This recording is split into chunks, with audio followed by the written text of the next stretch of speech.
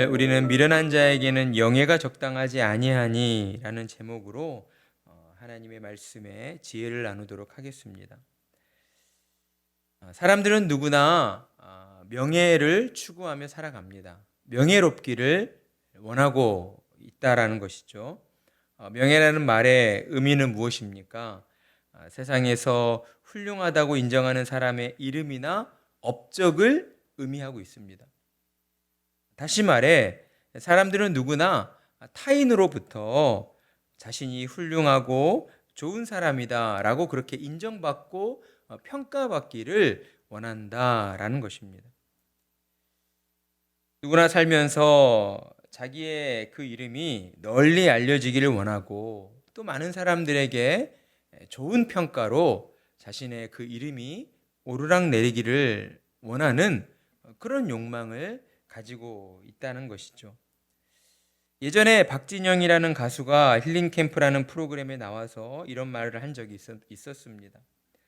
그는 어떤 인생이 과연 성공한 인생일까? 자신이 어떻게 하면 성공할 수 있을까를 고민하다가 처음에는 내가 한 10억 정도 벌면 성공한 것 아닐까? 라는 생각을 하고 자신이 10억을 벌어야 되겠다라는 그런 인생의 목표를 정했었다고 합니다. 그래서 열심히 가수 활동을 해서 우연찮게 이제 한 엔터테인먼트 회사를 이렇게 인수하게 되었고 그로 인해서 진짜 10억을 벌게 되었습니다. 그런데 자신이 처음에 가졌던 생각과는 달리 10억을 벌었음에도 불구하고 자신의 인생이 성공한 인생으로 그렇게 여겨지지 않았다라고 하는 것이죠. 그래서 이번에는 이제 회사를 차리고 CEO가 되어서 이제 사회에서 사람들로부터 인정받는 사람이 되보자라는 또 그런 생각을 하게 되었다고 합니다. 사람들로부터 인정받고자 하는 그 마음, 그것이 바로 이제 명예를 얻고자 하는 그러한 생각을 가졌었다라고 하는 것이죠. 우리가 이를 통해서 알게 되는 것은 무엇입니까? 사람들은 처음에는 누구나 다 돈을 많이 벌기를 원하지만 돈을 아무리 많이 벌어도 그 돈으로서는 자기 안에 채워지지 않는 그러한 무언가가 있다는 것을 또한 우리가 알게 된다라는 것이죠. 돈을 많이 벌어도 자기에게 만족감을 주지 못하는 자기의 어떤 그 마음 가운데에 채워지지 않는 무언가가 있다는 것을 사람들도 알게 되는 것입니다. 그렇기 때문에 세상 모든 사람들이 이와 같은 명예롭기를 바라는 그러한 명예를 추구하게 된다라는 것이죠. 이러한 마음은 신자들에게도 동일하게 주어져 있습니다. 불신자나 신자나 모두 명예롭기를 원한다라고 하는 거예요. 그러나 불신자와 신자에게는 한 가지 결정적인 그러한 차이점이 있는데 그것은 무엇인가? 명예롭기를 바라는 그 이유와 목적, 그러니까 그 어떤 원인이 전혀 차원이 다르다라고 하는 것에 있습니다. 세상의 사람들은 무엇을 위해서 명예롭기를 원합니까? 결국에는 자기 만족을 위해서, 결과적으로는 자기의 이름이 더 많은 사람들에게 알려지기 위해서 명예를 추구한다라고 하는 것이죠.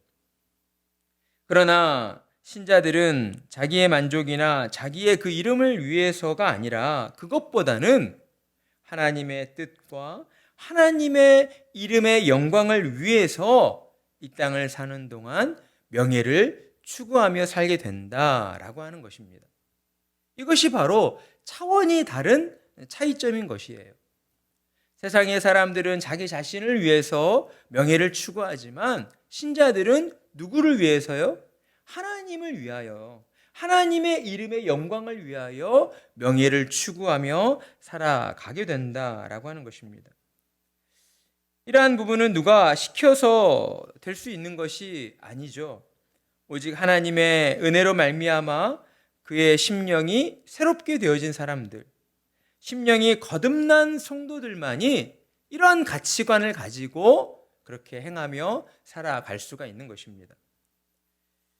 수요일 저녁 지금 이 시간에도 피곤한 몸을 이끌고 이렇게 하나님의 말씀을 듣는 자리로 나온 저와 여러분만이 이처럼 하나님의 이름의 영광을 추구하며 세상 가운데에 또한 명예를 얻기 위하여 살아가게 된다라고 하는 것입니다.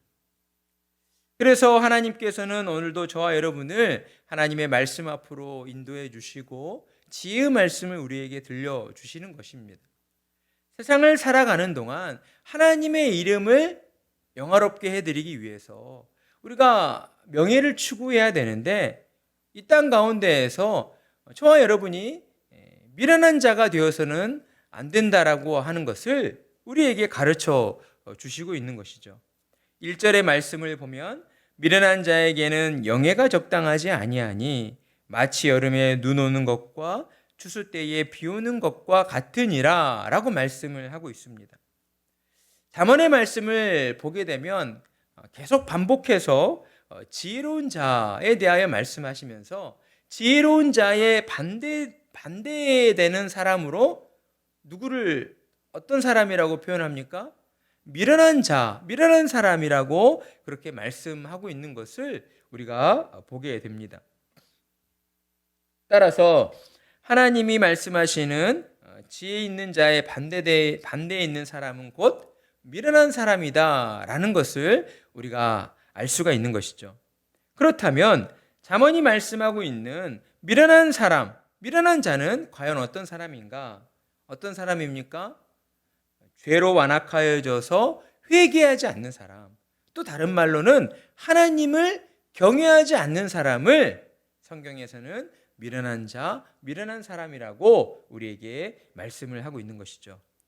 다른 말로 죄로 완악하여져서 회개하지 않는 사람은 목이 굳은 사람, 교만한 사람이다 라고 할 수가 있는 것입니다.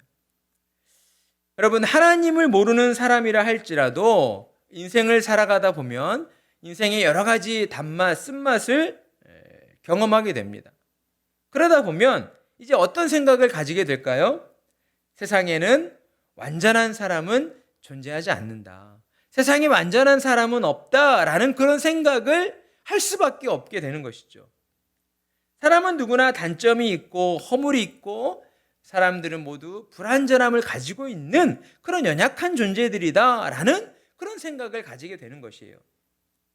그런데 일부 어떤 사람들은 전혀 그런 생각을 가지지 않는 그런 사람들이 존재하고 있다라고 하는 것입니다. 자신의 단점과 허물을 인정하지 않는 거예요. 자신의 단점과 허물이 있음을 알고 있음에도 불구하고 그러한 자신의 단점과 자신의 어떤 약점을 인정하지 않아요. 사람들 앞에서 인정하지 않을 뿐만 아니라 그것을 가지고 자신이 반성할 줄도 모르고 또 자신의 잘못을 돌이킬 줄도 모르는 그러한 사람들이 더러 있다라고 하는 것이죠. 하나님께서는 그런 사람들을 가리켜서 미련한 자이다 라고 우리에게 말씀을 하고 있는 것입니다. 그러면서 하나님은 미련한 자에게는 영예가 적당하지 않다. 그러니까 영예라고 하는 것은 어떤 표현일까요? 명예로운 어떠한 직분을 의미하고 있다라고 하는 것이죠.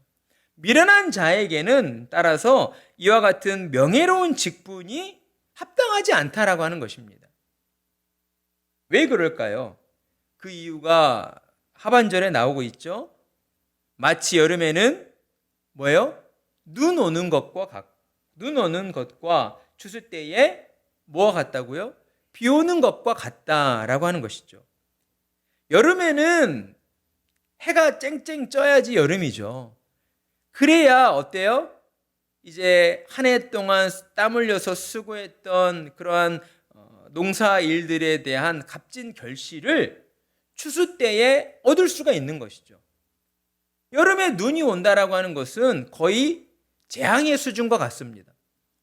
이제 추수할 가을철이 되었을 때에 어때요? 이제 우리도 추석 때쯤 되었을 때에 추수를 하게 되는데 우리나라에서는 그 추수할 시기가 되었을 때에는 농부들이 다 같이 하는 말이 해가 잘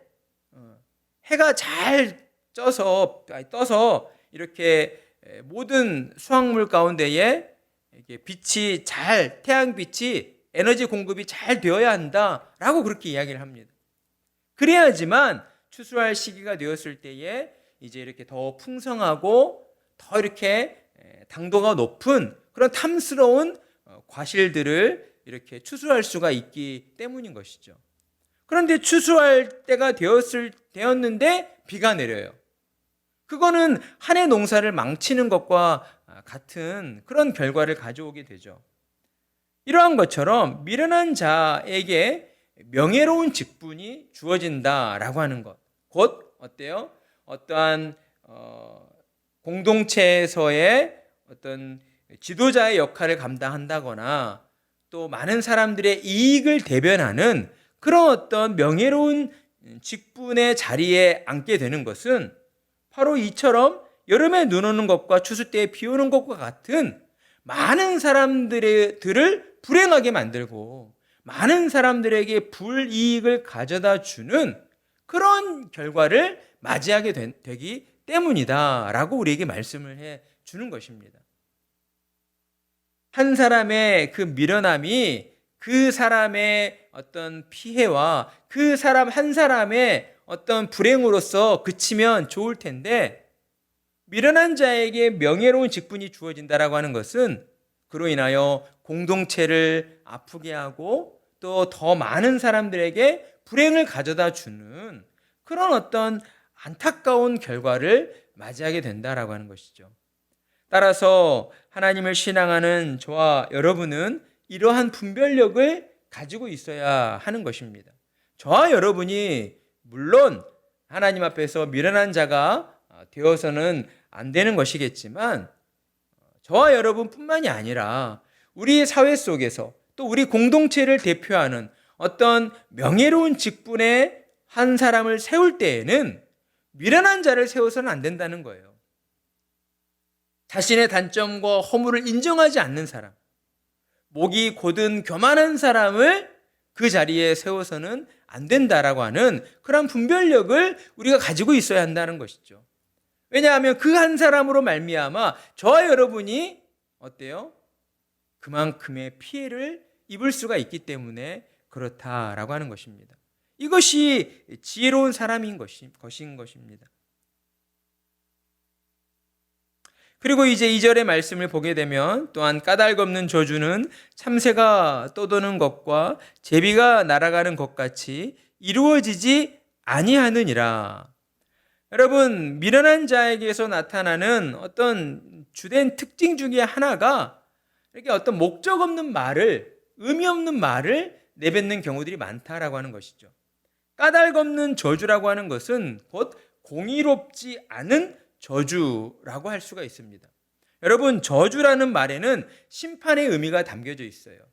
특별히 하나님의 이 저주하심이라고 하는 것은 그냥 사람들, 그러니까 우리가 살아가는 세상에서 저주의 의미는 누군가를 미워하거나 증오해서 그 사람이 잘못되기를 바라는 그런 마음으로 그 사람을 저주한다라고 이렇게 말을 하지만, 성경에서의 저주 그리고 하나님의 저주라고 하는 것은 심판의 의미가 담겨져 있다라고 하는 것이죠. 누군가의 잘못, 누군가의 그런 부도덕함을 심판할 때에 하나님께서는 그에게 저주를 내리십니다. 하나님의 저주하심으로 말미암아 그가 바라고 원하는 모든 일들이 이루어지지 않는 그러한 어떠한 불행 가운데에 놓이게 된다라고 하는 것이죠. 미련한 자는 까닭 없이 저주하는, 공의롭지 않은, 하나님이 보실 때에 정의롭지 않은 말들로 누군가를 해롭게 하거나 누군가에게 저주를 퍼붓는 그러한 말들을 내뱉는다라고 하는 거예요. 그러나 여러분, 그러한 말들, 그러한 저주가 이루어집니까? 결코 이루어지지 않는다라고 하는 거예요. 왜냐하면 하나님께서는 미련한 자의 입술로 말미암아 내뱉어지는 그 모든 저주들이 아무런 의미 없는 말들로 그렇게 사라져 버리도록 하나님이 만들어 버리시기 때문이다라고 하는 거예요. 그러니 저와 여러분들도 늘 우리의 말에 있어서 여러분 까닭 없는 저주가 나오지 않도록 우리 스스로가 경계를 해야 하는 것입니다. 하나님 앞에서 우리가 입술을 열어 말을 내뱉을 때에는 늘 신중하게 우리의 말에 어떤 무게를 가지고 말을 하는 그러한 사람들이 되어야 한다라고 하는 것이죠. 그리고 이어지는 3절을 보게 되면 이제 말에게는 채찍이요 나귀에게는 재갈이요 미련한 자의 등에는 막대기니라 라고 말씀을 합니다. 이 말씀은 한마디로